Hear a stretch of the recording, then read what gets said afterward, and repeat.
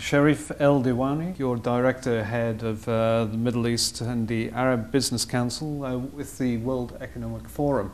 You've been taking part in a panel discussion here in Abu Dhabi at the INSEAD Leadership Summit in the Middle East, taking part in a session about learning from the Arab world.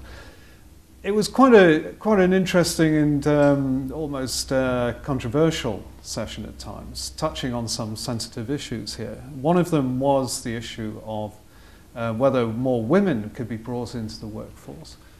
What would be your thoughts on that? Well, there are a couple of observations I could say to that. As we mentioned in the session, there is an increasing number of women in the advanced education stages, which is, it seems at the first glance, it's an encouraging trend. However, if we look at this objectively and calmly, we can realize that this is also a reflection of a certain social transformation that this region is going through. One of them, which explains why so many young ladies in universities, is the fact that marriage age is moving to a higher age over the last 30 years, and therefore women who have been, according to the culture, been primarily expecting or pushed by their peers and their colleagues and by society, especially the older generation, to have marriage as their ultimate goal, have now the choices of not, delay the marriage decisions, so what do I do best with my life, so I pursue my higher education objectives. So obviously, while this could be a very interesting development and an opportunity to improve levels of education among women, it's not really sufficient to justify or to say, okay, we are doing well, we need to relax about this. I think we continue keeping our guard up and be attentive to this phenomena and to understand additional circumstances or variables that will actually effectively open up opportunities to be equal between young men and young women in society, to allow them to compete on equal footing. These are challenges that are not only in the region, it's global, but obviously the region has to deal with certain cultural givens, and therefore I would suggest that for this to actually happen, you need not only in the school but also at home and the general public role models that encourage and elevate the recognition of successful women in business and politics and culture, and media has a great role to play. Movies, art, and so on can celebrate women's success in society. And I think it's all part and parcel of education, art, culture, society. They are they're open to each other in one space, and I think that they can reinforce that. And INSEAD could definitely play a role in inviting this kind of celebration of successful women in society. Well, there do seem to be some role models coming through. We had one role model this morning from the media section. But generally speaking, would you say that it's too great a dependency at the moment on foreign labour coming into the Gulf region? Well, I don't see this as a problem, to be frank with you. I think it's important that any country, anywhere in the world, if it wants to succeed, that it goes for the best talent, buys the best service anywhere in the world. There's absolutely nothing to be ashamed of or worried about in that sense.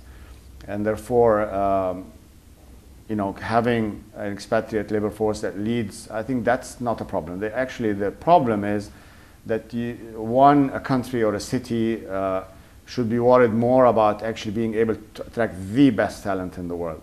That it's quality of life, it's opportunities, it's for children, for family, for cultural life, for happiness, which is now the quite an interesting indicator in cities that are competing around the world. Now they are developing this index of happiness to see where are you happiest as an individual around the world in which city, because that obviously leads to a better ability to attract the best talent. And I think that should be the focus of of a country like Abu Dhabi or a city like Abu Dhabi or Doha or Kuwait or Saudi Arabia for that matter to be able to open up and to get the best. Because if you have less than optimum solution, then your choices are not the same. They are less in terms of quality, in terms of scope of what you can get to serve the growth objectives of your country. But what about the point about the institutional memory, the knowledge that could be institutionalized but may be lost if there's a turnover, a rapid turnover of foreign talent? Well, turnover is happening anywhere in the world. I mean, there are two, with the risk of simplifying things, but there are perhaps two examples that one can think about as ultimately relevant here. Government institutions and business. So let's deal with the business one because it's probably less complicated than government. The business one, you can turnaround is quite is the norm right now and around the world. CEOs, executives all over are moving knowledge workers, if you can call them, or talented experts are moving from one company to the other. So business can easily deal with the memory, institutional memory, and there are solutions in terms of organization and management, and also solutions to retain, and also solutions to outsource, and what are you best at? And I think business is pretty much equipped to deal with this issue. So the bigger challenge is actually government, and how do you actually retain, to have the institutional memory within the country to be able to continue.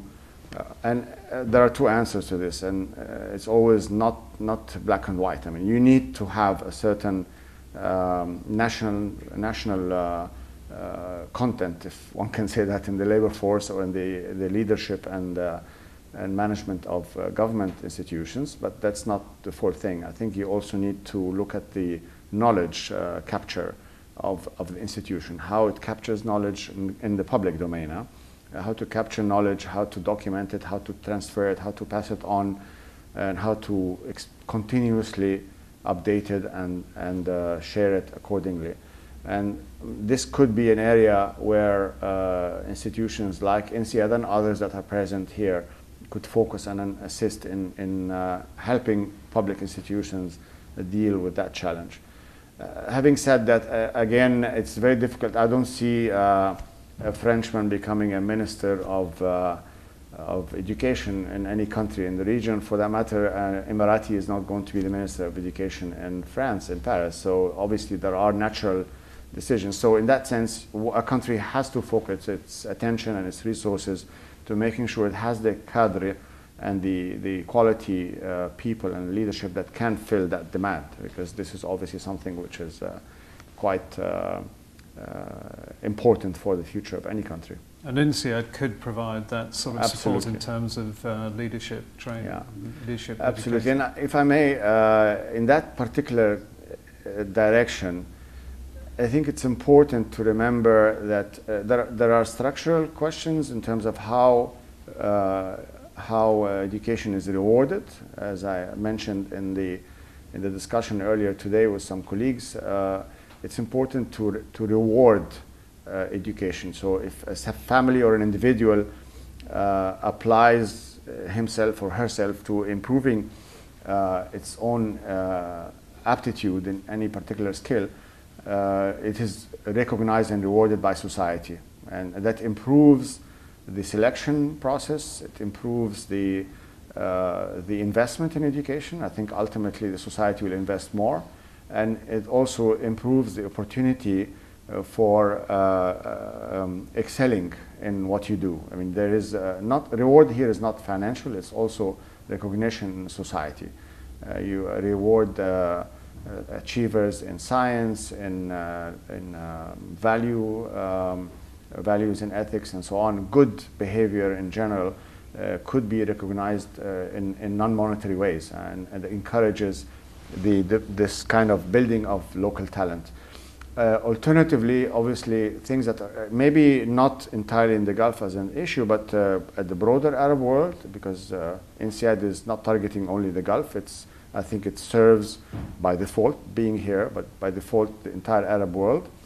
There are questions of finance and loans for education for a young individual who doesn't have the privileges of having a wealthy family behind him or her, should be able to find an alternative, to find the resources to invest in herself or himself to advance and to continue pursuing their ambitions intellectually and scientifically and academically and so on. And I think that's an important area. We see efforts coming on online in the region, and it's continuing.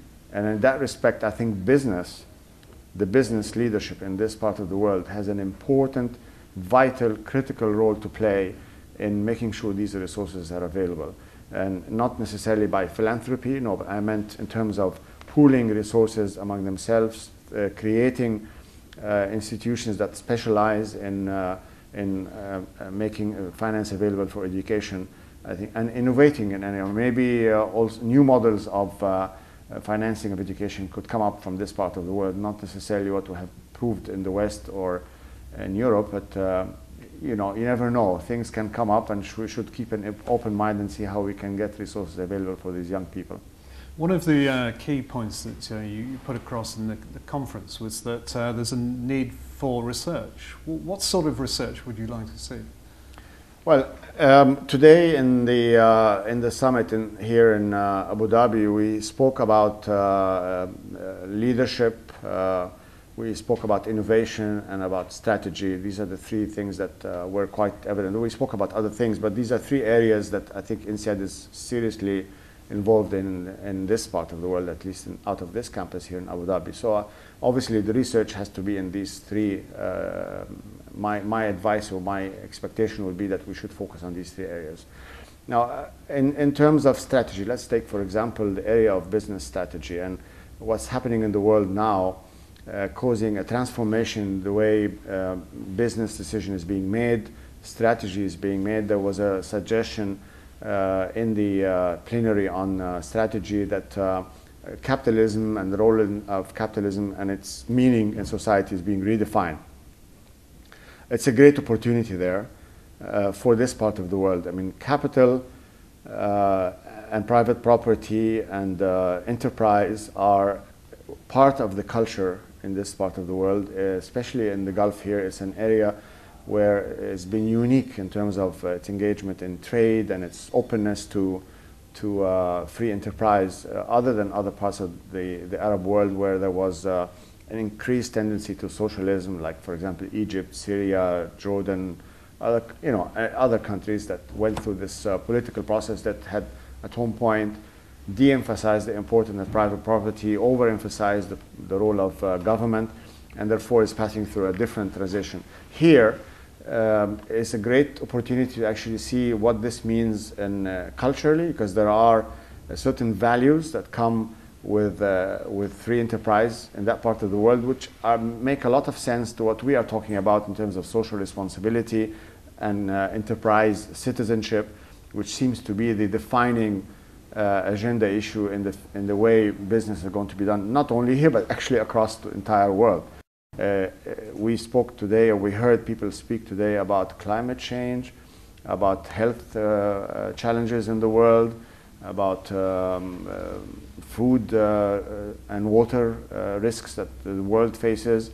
And again, out of that discussion, role of business around the world, because it masters the biggest the control of the biggest share of wealth in the global economy, and business has definitely a bigger role to play. But that means it has to find a new balance, again, as suggested today in the discussions, between its role as a profit maximizer and a role as a long-term provider of sustainability and contributor and shaper of that. And it seems to me that there's something to be learned from this part of the world in terms of the values, the standards, the ethics, the norms and the priorities, and how business makes decisions, which would perhaps help reconcile these two apparently or seemingly opposing notions, which ultimately I think may prove not to be the case, but it needs to be thought through, and we find a new balance and a new paradigm for that. Well, some interesting ideas, thank you. Sherif Al-Diwany of the World Economic Forum, thanks for joining us. Pleasure.